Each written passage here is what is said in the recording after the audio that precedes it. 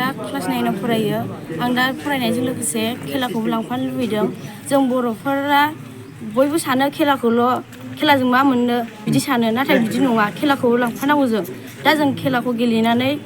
क'क्राझार S.A.I.आव देरहाबोदों आरो जों चेम्पियन गेलेनो थांनो नागिरदों दा नागपुराव ओमफ्राय जों बेनि उनाव जों बेहायबो नाजागोन जों जाहाथे देरहासार जाबोनो हायो जों सारमोननिसिम गोजोननाय थाबाय सारमोनहा जे जोंखौ इसेबां मदद होदों जों बेखौनो लाना गोजोननाय दं नागपुरावहाय थांगोन जों जानुवारिनि 16आवहाय ओमफ्राय दायो जोंखौ लांगोन दैदेनगोन जोंनि सारफोरनाव दैदेनगिरि जोंनि लांनाय नङा क'क्राझार S.A.I.नि लांगोन कचारफोर दङ दिनैसिम बबे जायगायावहाय गेलेनानै फैखो नोंथांमोना दिनैसिम आं क'क्राझार S.A.I.आव खनसे ओमफ्राय धुबुरी ओमफ्राय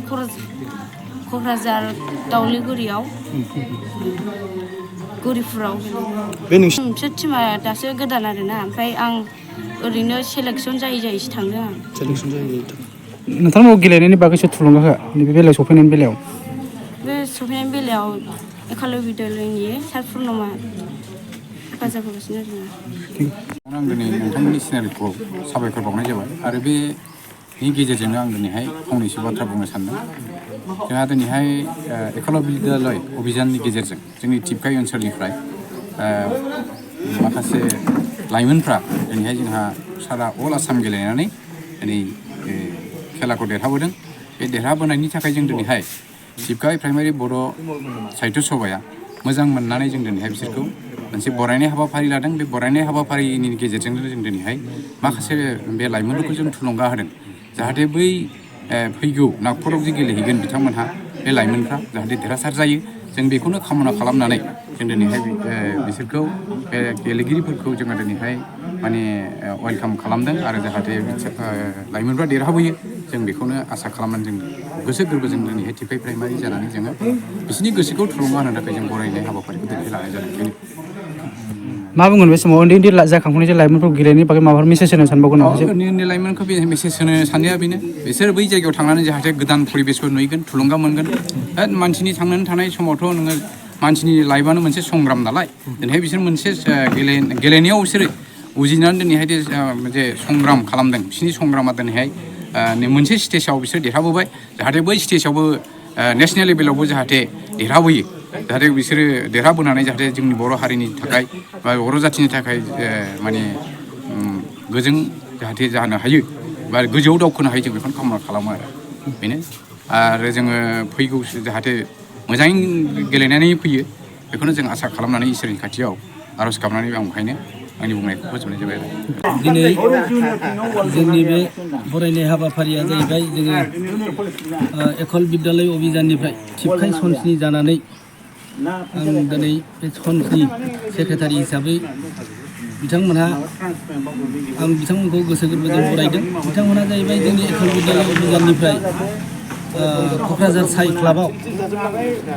अल आसाम चेम्पियन जानानै दिनै एकल बिद्यालय अभियाननिफ्राय काबादि खेलायाव गेलेनानै देरहासार जाबोबाय बे देरहासार जाबोनायनि हाबाफारिखौनो जों दिनै बेसेबांबा गोबावनि उनाव बिथांमोनखौ गोसोखांनानै जोंनि सनस्नि जानानै साहित्य सभाया जोंनि सनसआव बिथांमोनखौ गोसो गोरबोनि अननाय आरो सिबिनायजों बरायदों बे बरायनाय हाबाफारियाव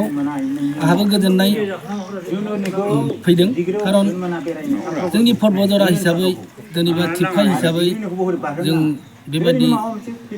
स्टेट चेम्पियन जाफेराखै दिनैहाय बेनो गिबि खेब होननानै लानांगोन जाहाथे बिथांमोनहा दिनै बेबायदि हाबाफारिजों गेलेनायजों लोब्बा लानानै जोंनि पर्बजरा हालामनि मुंखौ लाबोयो आरो क'क्राझार डिस्ट्रिक्ट जानानै गेलेहैनायाव आंहा जोबोद गोसो गोरबोजों साबायखर थाबाय जाहाथे बिथांमोनहा नेसनेल लेभेलावबो जै मैयै देरहासार जायो आं बेखौनो बुंनानै दिनैनि सनस्नि जानानै खावलायनायखौ एसेखिनियाव बिसोरो दा महाराष्ट्र नागपुराव गेलेहैगोन माला गेलेहैगोन खय थारिखआव 15 थारिखआव जोङो बिथांमोनखौ क'क्राझाराव दोनहैगोन बिथांमोना 16 थारिखआव गाखोगोन जानुवारिनि 16 थारिख बिनिफ्राय हरै नागपुराव नेसनेलखौ बिसोर 18 थारिखनिफ्राय आरम्भ खालामगोन बिसोरखौ गेलेनायनि बागैसो थुलुंगा होयो गेलेनायनि बागै थुलुंगा होनाया जोंहा एकल बिद्यालय अभियानानो नैबे पुर्न चन्द्र बिथाङा बे सनस्नि प्रेसिडेन्ट हिसाबै दा सालायगासिनो दं बिथाङानो दा लिड खालायगासिनो दं आरोखि आंना बेनो नोंथाङा गावनि फेभरेट श' नायनायाव स्ल' इन्टारनेट स्पिडनि थाखाय बानायफैबाय नामा? गोजोननि नोगोर क'क्राझाराव नोंथांमोननि थाखाय आर'नाइ टेक्न'लजिसआ लाबोदों high speed fibre optic broadband plans. मात्र 399 रां पार मान्थआवनो नोंथांमोना आनइन्टाराप्टेड स्ट्रिमिं, गेमिं, आपल'ड, डाउनल'ड आरो ब्राउजिं खालामनो हागोन। आबुङै मिथिनो थाखाय गाहायाव होनाय वेबसाइटआव नायनो हागोन आरो नैबे जानबुं नम्बराव जगाजग खालामनो हागोन। जानबुं नङा जाबाय 8812989283 नङाब्ला 8099554827।